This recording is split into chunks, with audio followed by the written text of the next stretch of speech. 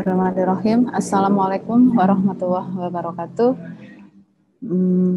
Ya, seperti tadi yang diperkenalkan oleh moderator, perkenalkan saya Siti Nikmatin. Biasanya kalau di fisika dipanggil dengan Ibu Ani, tapi kalau di IPB ada yang manggil Bu Siti. Kemudian saat ini saya sebagai dosen, tepatnya di Applied Physics, di Departemen Fisika FMIPA IPB. Selamat sore dan terima kasih atas kehadiran Bapak dan Ibu pada webinar secara online yang diselenggarakan oleh Nano Center Indonesia 19 Maret 2021. Sebagaimana topik yang sudah ditentukan, pada kesempatan sore ini saya akan berbagi pengalaman mungkin ya, atau sharing ilmu ya, sedikit ilmu lah, karena pengalaman saya di Nano juga tidak terlalu banyak seperti mungkin teman-teman yang ada di Nano Center. Mudah-mudahan apa yang akan saya sampaikan nanti bisa menginspirasi sebagaimana yang tertera di ini ya, di brosur atau di leafletnya ya. Mudah-mudahan terkait dengan apa yang sudah saya dan tim teliti di FMIPA IPB berkaitan dengan nanokomposit, khususnya sintesis dan aplikasi ini bisa memotivasi, menginspirasi teman-teman semua untuk menuju hal yang lebih baik, khususnya di bidang ilmu pengetahuan dan teknologi. Ya, baik. Berkaitan dengan tema pada sore ini, nanokomposit ya mungkin sudah banyak yang mengetahui apa itu komposit gitu ya, tapi mungkin satu slide ini atau dua slide ya, khusus untuk bagaimana persepsi komposit yang sering saya sering saya pikirkan di awal riset gitu ya, sebagai mapping atau roadmap dalam menentukan hilirisasi atau komersialisasi. Ya, komposit pada dasarnya menggabungkan dua buah material atau lebih, nantinya akan menjadi satu sistem material baru yang memiliki karakteristik atau sifat yang lebih baik dari material penyusun-penyusunnya. Komposit sendiri bisa disusun melalui berbagai macam jenis material seperti yang saya kutip di salah satu handbook komposit ya. Jadi bisa melalui kita menggabungkan material logam, polimer, material-material alam, foam, keramik, dan mungkin masih ada banyak lagi yang di luar lingkaran-lingkaran ini. Tapi ini yang menjadi pertimbangan ketika manakala kami melakukan riset, sebetulnya komposit yang akan dibuat ini output-nya, goal-nya ingin menjadi apa, dan pemilihan material mana yang akan kita pilih, gitu ya. Berikutnya, berkaitan dengan material yang sudah kita pilih dan cara penyusunannya gitu ya. Ya karena komposit itu kan banyak faktor yang mempengaruhi keberhasilannya. Misalnya diantaranya ukuran gitu ya. Ya ukuran mungkin bisa dari bulk material sampai pada nano material. Kemudian bisa shape, bentuk ya bermacam-macam, bisa dalam bentuk partikel, bisa bentuk fiber, whiskers dan seterusnya. Kemudian orientasi penyusunan juga itu merupakan sesuatu yang penting ya. Kita mau memberikan orientasi dengan misalnya dengan orientasi sudut berapa, kemudian randomkah atau bagaimana. Nah itu salah satunya juga. Nah jadi untuk komposit sendiri biasanya kami akan mapping terlebih dahulu, akan membuat komposit dalam bentuk apa? Apakah itu partikel, apakah itu fiber, apakah itu kita mau membuat komposit struktural ya. Ya kalau partikel kami pernah melakukan dengan penguat atau bahan pengisi, reinforcement, filler gitu ya, sampai pada level nanopartikel. Berikutnya untuk komposit fiber ya bisa dilakukan dengan continuous, discontinuous, bisa dalam bentuk random, dalam bentuk discontinuous tapi yang teratur ya. Kemudian struktural ya ada dua, bisa laminated, bisa sandwich gitu ya. Nah, karena kami ini ada di IPB gitu ya, jadi riset-risetnya mengarah kepada visi dan misi atau payung IPB yang berkaitan dengan pertanian tropika, berkaitan dengan biodiversity. Kalau aplikasinya memang bisa diaplikasikan dalam konsep atau kerangka berpikir yang luas. Tapi intinya material-material yang digunakan, material dasar ya base materialnya yang mengikuti payung IPB. Ya, biasanya ya biodiversity gitu ya. Nah, untuk material dasar ini, beberapa material sudah kami gunakan berkaitan dengan eksplorasi sumber daya alam hayati yang ada di Indonesia ini, baik itu yang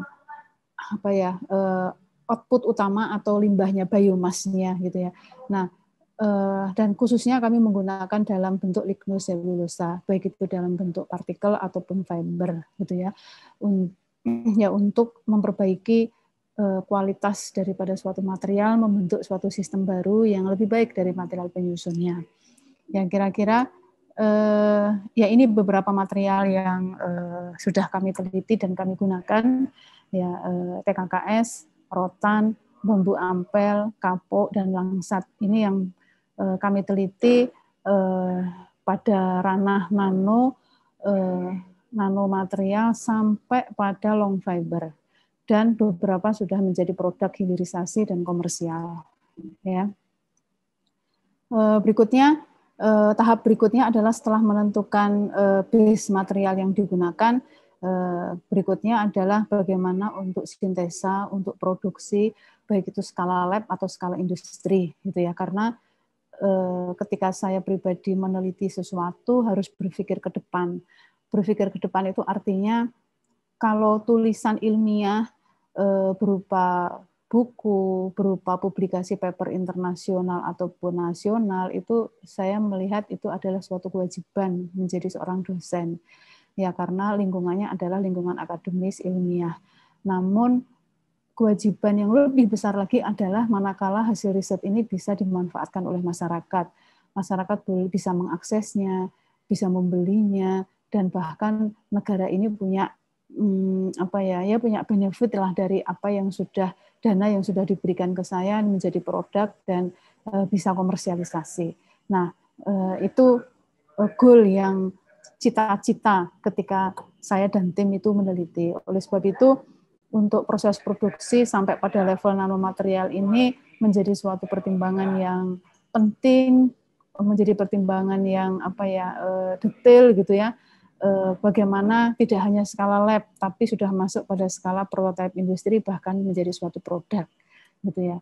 Nah, beberapa produk yang dihasilkan, yang komersialisasi terkait dengan nano, ya seperti yang tampil pada slide ini waktu itu saya bekerja sama dengan PT Astra Honda Motor, di mana mengembangkan spare part daripada komponen sepeda motor itu menggantikan fiberglass pada level nanopartikel gitu. Nah, jadi background atau roadmap lah ya, background roadmap yang saya rancang atau kami rancang di tim di fisika ya terkait dengan applied fisik kira-kira seperti itu. Jadi beberapa komponen produk sepeda motor yang pernah dihasilkan dan sudah siap komersialisasi adalah drive chain case, cover tail, vancomb cover, dan untuk pengujian test piece ya. Tapi sebenarnya tidak menutup kemungkinan 3 material ini kan sebagai contoh saja bahwa van cover com ini kan adanya di mesin ya, sebagai tutup mesin. Setidak-tidaknya dengan komposit ini bisa menggantikan fiberglass terkait dengan sifat termal dan mekanik gitu ya.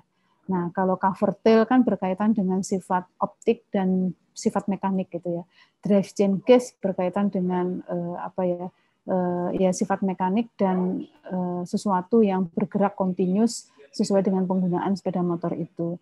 Ya, ini sudah pernah sampai dicek pada sepeda motor kilometer 15.000 sampai 20.000 ya tidak terjadi molding shrinkage gitu ya. Jadi bisa mengimbangi lah, menggantikan fiberglass intinya ya sebanding gitu ya. Nah, berikutnya bagaimana mencapai mencapai riset itu sesuai dengan cita-citanya, harapannya, sesuai dengan hipotesisnya, dan sesuai dengan goal-nya gitu ya.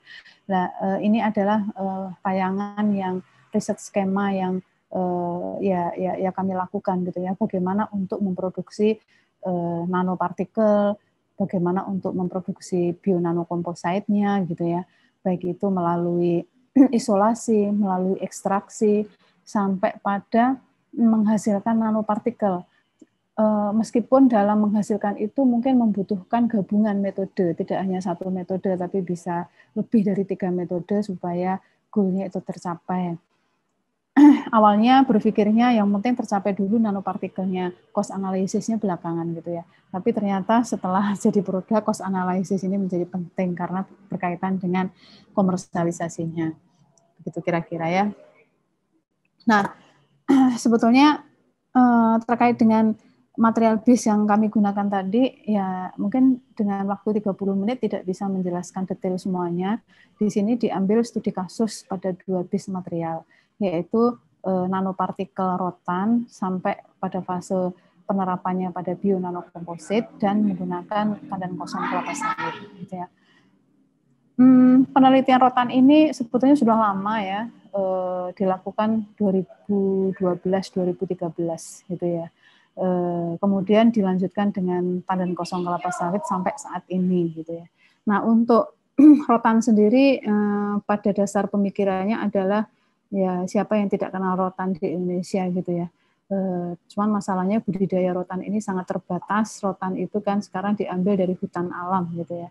Tapi dari sisi karakteristik mekaniknya ya kita semua masyarakat Indonesia tahulah bagaimana kekuatan daripada rotan ini gitu ya.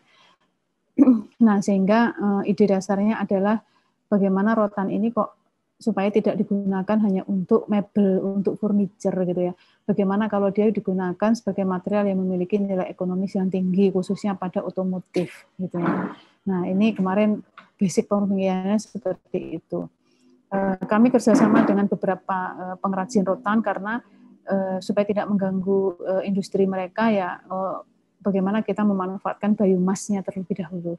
Jadi potongan kecil-kecil yang ada pada pengrajin-pengrajin rotan itu ya kita olah sampai pada level nanopartikel. Ya, tim kami ada yang dari profesor dari biologi IPB sehingga sebelum nanopartikel dilakukan ekstraksi atau isolasi terlebih dahulu menggunakan fungi atau bakteri. Saya nggak bisa menjelaskan detail karena agak rumit ya kalau bakteri berkaitan begitu karena saya ada di fisika gitu ya. Ya kemarin ya biomas rotan itu sebelum arah proses mechanical milling gitu ya dilakukan isolasi ekstraksi lignoselulus terlebih dahulu menggunakan sistem biologi lah ya gitu. Nah setelah itu hasilnya kemudian dilakukan mechanical milling secara bertahap. Kak, dimatikan dulu Kak. Nafis sebentar ya. Nafis, matikan dulu kompor. Nah. Berikutnya dilakukan mechanical milling secara bertahap karena untuk menghasilkan nanopartikel dengan ukuran kurang dari 100 nano ya kita lakukan tentunya bertahapnya itu yang pertama sampai pada level 200 mes terlebih dahulu. Ya, jadi mungkin dipotong chip-chip dulu ya, dipotong chip-chip, kemudian dari 60 mes meningkat menjadi 200 mes. Setelah 200 mes, kita menggunakan hammer mill waktu itu, kita kerjasama dengan LIPI, dan pernah ke Pak Nurul, ke LIPI Serpong, menggunakan ball mill juga. Ya. Jadi kita bandingkan waktu itu terhadap ukuran nanopartikel yang dihasilkan dan karakterisasinya waktu itu. Jadi yang pertama kerjasama dengan LIPI yang di Cibinong, yang kedua menggunakan alatnya Pak Nurul di Nanotech yang di Serpong ya dengan ball mill. Gitu. Ya berikutnya juga divariasi mendapatkan nanopartikel itu dengan ultrasonikasi. Jadi menggunakan gelombang mekanik, menggunakan gelombang bunyi, memanfaatkan proses kavitasi, ledakan-ledakan sehingga partikel-partikel itu bisa mengecil ukurannya. Ya pengujiannya sampai pada level TEM, kami di IPB tidak punya, waktu itu kita ujinya di UGM gitu ya. Nah, intinya berhasil dihasilkan nanopartikel dengan ukuran di bawah 100 nanometer, gitu ya, berdasarkan TEM, berdasarkan TEM.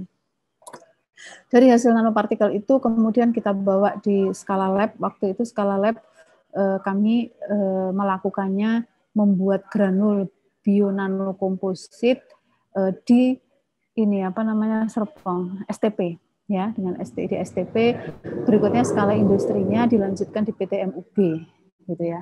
Nah, mekanisme pembuatan kompositnya, komponen sepeda motor itu sebetulnya ada dua polimernya, bisa menggunakan polipropilin atau bisa menggunakan ABS, akrylonitril butadiene stiren, yang ditambahkan dengan coupling agent.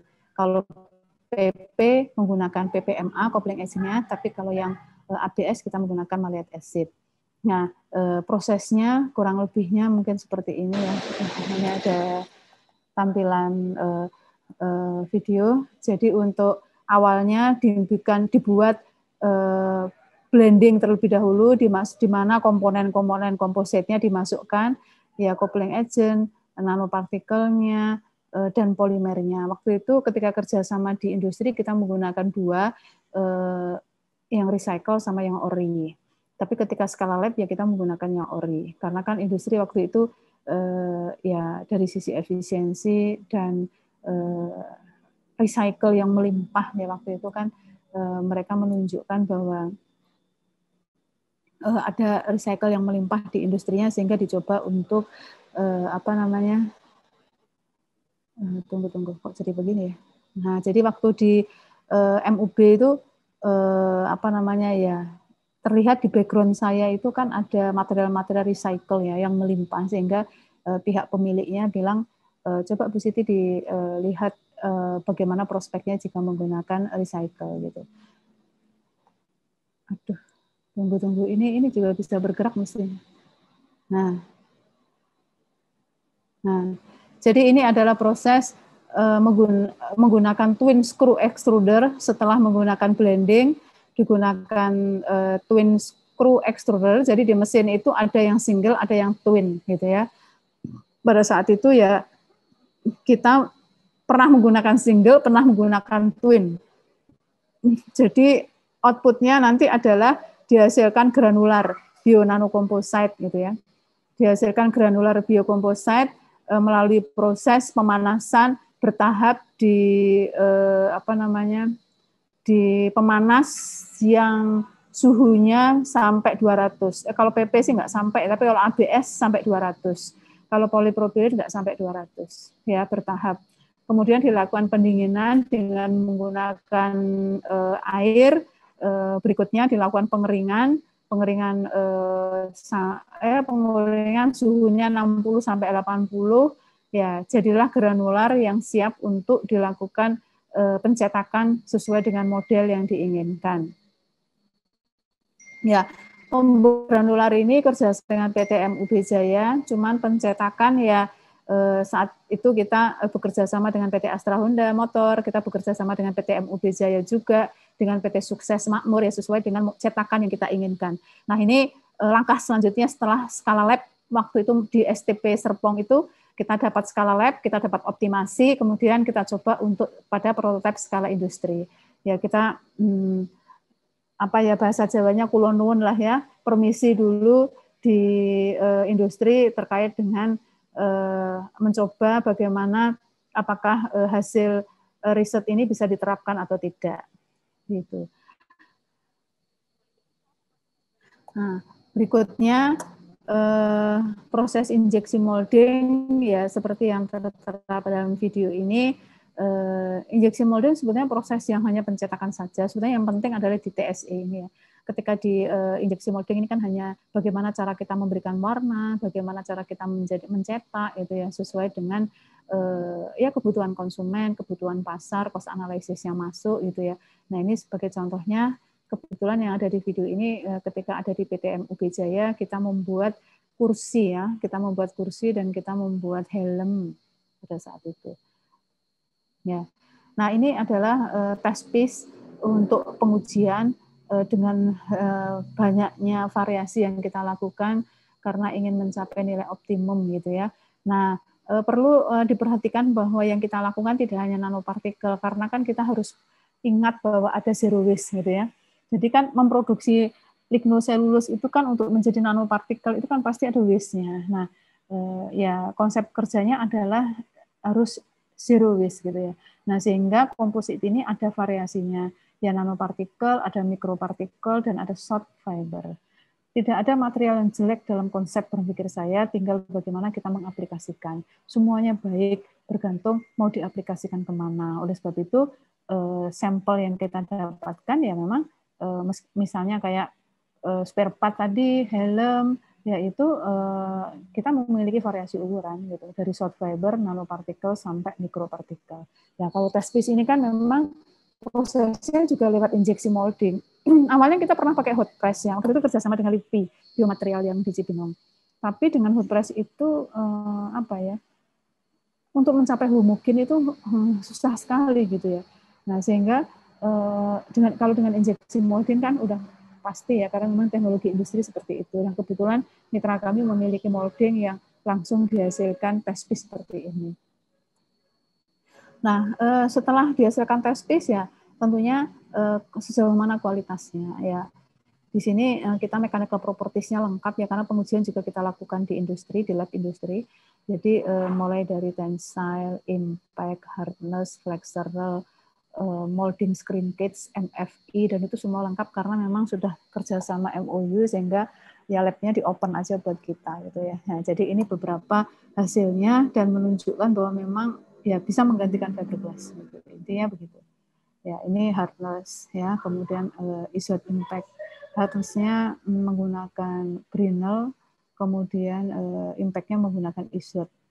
Nah, berikutnya ini adalah uji X-ray diffraction, di mana untuk membandingkan yang sebelah kiri itu adalah profil XRD bionanokomposit menggunakan konsentrasi filler 5%. Filler itu sebetulnya kan kemarin kita variasi sampai 2%, 5%, sampai 20%, sampai 30% malah ya waktu itu ya. Saya lupa ya, sampai 30%. 2%, 5%, 10%, 15, 20, 30 malah kita sampai mengukurnya ya.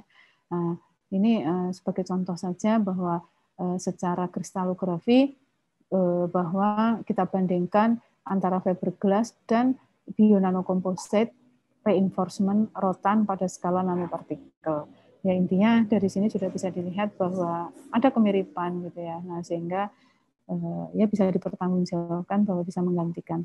Berikutnya dari sisi SEM gitu ya, dengan perbesaran 500 kali antara fiberglass dan nano. Ya mungkin tidak ada yang sempurna lah ya, dengan TSE dan injeksi pun juga masih ada penggumpalan di beberapa titik, tapi tidak seperti pada hot press yang masih bisa diminimalisir.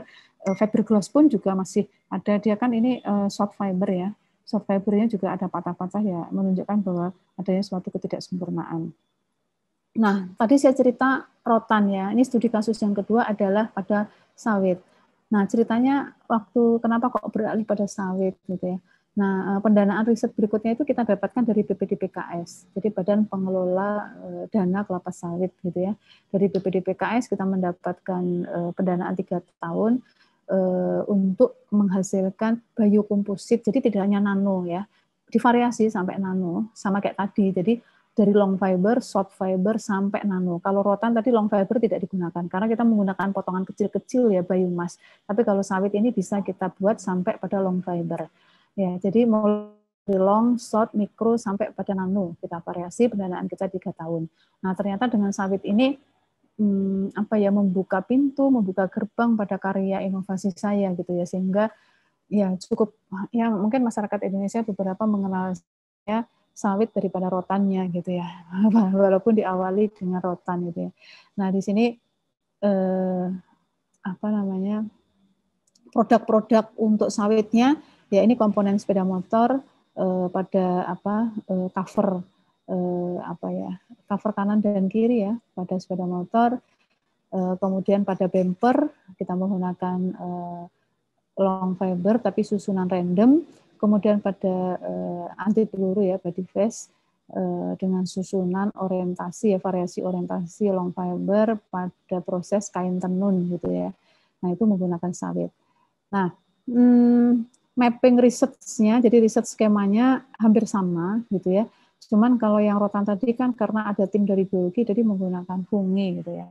Kalau ini enggak, kalau ini kita murni menggunakan cara kimia fisika gitu ya. Jadi untuk mengekstraksi lignoselulusnya ya kita menggunakan bahan kimia standarisasi untuk lignoselulosa kan, jadi harus menggunakan NaOH, menggunakan H2O2 dan seterusnya, dilanjutkan dengan mechanical milling.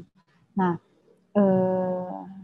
kemudian ya panjang, diameter, aspek rasio, serta kandungan selulosanya berapa, ligninnya berapa. Nah, itu merupakan tahapan awal yang kita lakukan untuk preparasi sebelum ke nanokomposit, gitu ya.